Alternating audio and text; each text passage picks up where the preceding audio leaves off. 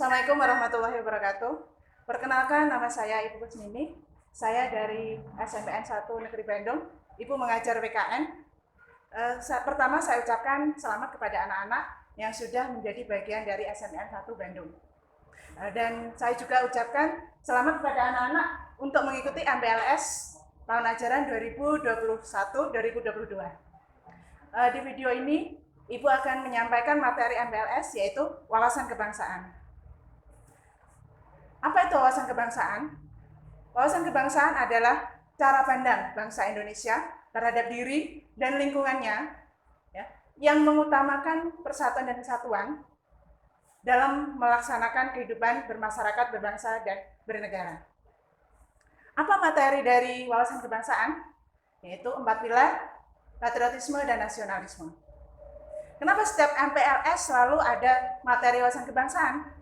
Apa tujuan dari wawasan kebangsaan? Nah, tujuannya adalah untuk memupuk karakter, rasa cinta terhadap bangsa dan negara, ya, agar tetap terjaga kelangsungan hidup suatu negara, yaitu NKRI. Kemudian apa manfaat tujuan dari pelaksanaan wawasan kebangsaan itu? Tujuannya agar ya tercapai tujuan dari negara. Kemudian kita masuk pada materi MPLS, materi wawasan kebangsaan, yaitu 4 pilar. 4 pilar itu yang pertama adalah Pancasila, Undang-Undang Dasar Negara Republik Indonesia tahun 1945, kemudian NKRI, dan kebinekaan. Pancasila.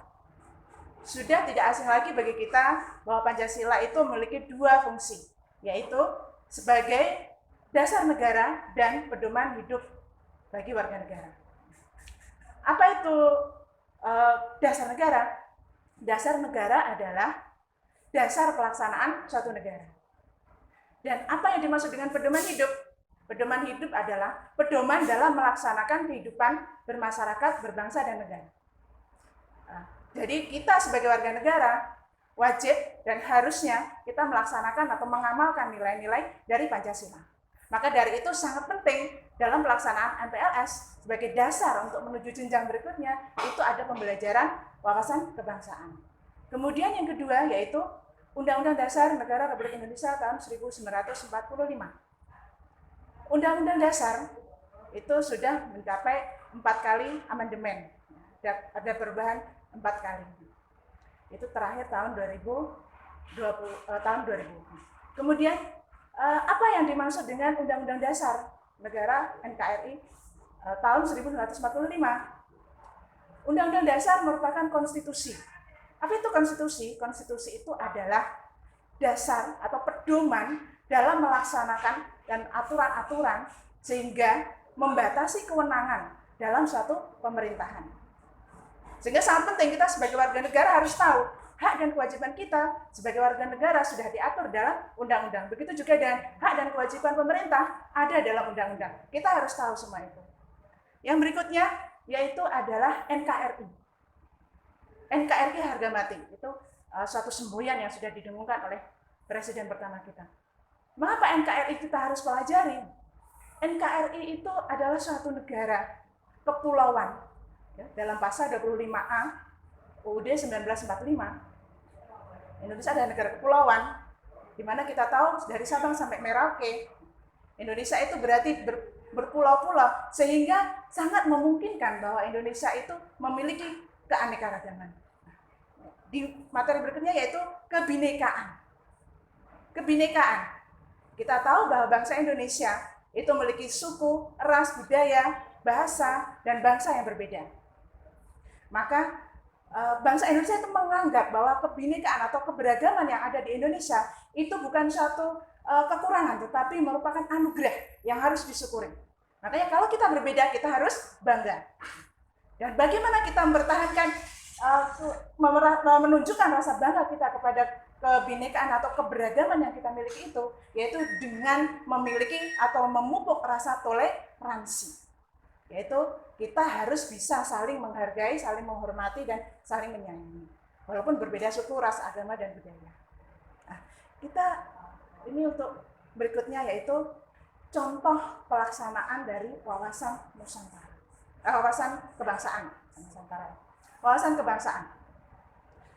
Dalam lingkungan sekolah, sebagai pelajar, dalam kita mengamalkan Pancasila, kemudian kita mengambil nilai dari Undang-Undang Dasar, kita harus memupuk semangat yang tinggi untuk terus belajar, mencapai prestasi, lebih giat lagi belajar agar tercapai cita-cita kita, sehingga kelak kita bisa menjadi orang yang berguna untuk bagi nusa dan bangsa. Ini merupakan pengorbanan kita kepada bangsa Indonesia. Seandainya kita menjadi sesuatu, kita berguna bagi bangsa dan negara, bagi orang lain, misalnya hal kecil saja, kita berguna bagi orang lain, berarti kita sudah rela berkorban. Nah, contoh berikutnya, melaksanakan peraturan sekolah. Itu merupakan contoh dari pengamalan wawasan kebangsaan.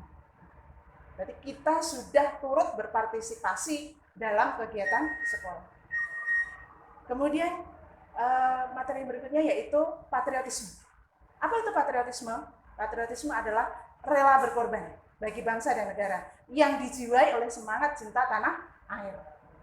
Contohnya apa? Gak usah besar-besar, kita sebagai siswa, mau belajar dengan sungguh-sungguh sehingga kita memiliki keahlian tertentu, misalnya sepak bola. Kemudian kita berhasil mendapatkan juara dan kita membawa nama baik sekolah. Itu termasuk patriotisme dalam bidang sekolah. Kemudian nasionalisme. Yang terakhir adalah nasionalisme. Apa itu nasionalisme? Nasionalisme adalah rasa cinta terhadap tanah air dan bangsa. Ya. Ini cinta yang benar ya, bukan berarti merendahkan negara lain, tetapi kita bangga memiliki bangsa Indonesia. Contohnya apa? Dengan menggunakan produk-produk dalam negeri. Kemudian juga kembali lagi, kita harus belajar dengan sungguh-sungguh untuk mempersiapkan masa depan kita sehingga kita berguna bagi bangsa dan negara. Itu yang bisa Ibu sampaikan pada video kali ini. Semoga bermanfaat untuk anak-anak. Tetap semangat, tetap jaga kesehatan, walaupun bagaimanapun bentuknya pembelajaran, semoga anak-anak tetap kuat, sehat, dan semangat. Assalamualaikum warahmatullahi wabarakatuh.